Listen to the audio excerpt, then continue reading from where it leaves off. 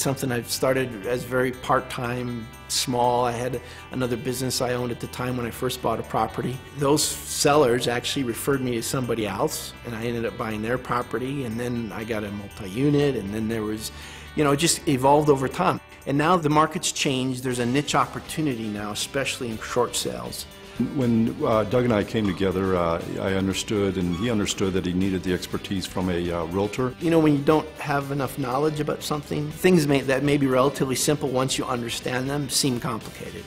I think that's true of the short sale process. It's not a typical transaction. For the investor, there's really no drawback. You have to make sure they understand that it is a different transaction, not different in regards to complexity. It just takes a little bit of time because you're not dealing with the home seller making decisions after you've initiated the short sale.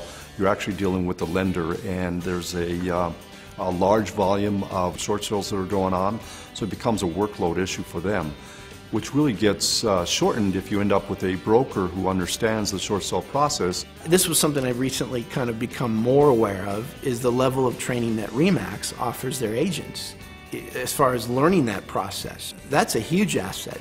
A short sale is a situation where you're trying to help a family prevent a foreclosure for a lot of reasons.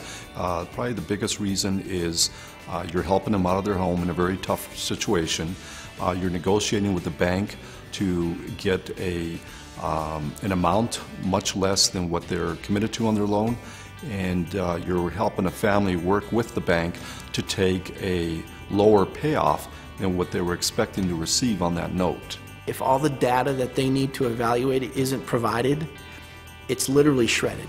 I mean, you can start the process all over again, but by that time, maybe the foreclosure is going to happen. And they're not going to postpone a foreclosure sale without a complete package. And sometimes the seller doesn't have that much time. That's a critical component in the process. And a short sale really does help not only the family because there's an organized exit, but it also helps the neighborhood, because once the bank gets that property and becomes a foreclosure, it's likely to sit there for months and months. And we already know everybody can identify with that foreclosed property on any block. We know that a short sale situation really does help the bank, it helps the seller, and obviously helps the investor as well. For investors who are thinking about getting started right now, I know if you were to turn on the TV or listen to the radio or read a newspaper, you might think we're in the Great Depression, or that this would be the worst time ever to buy real estate, and I think it's just the opposite.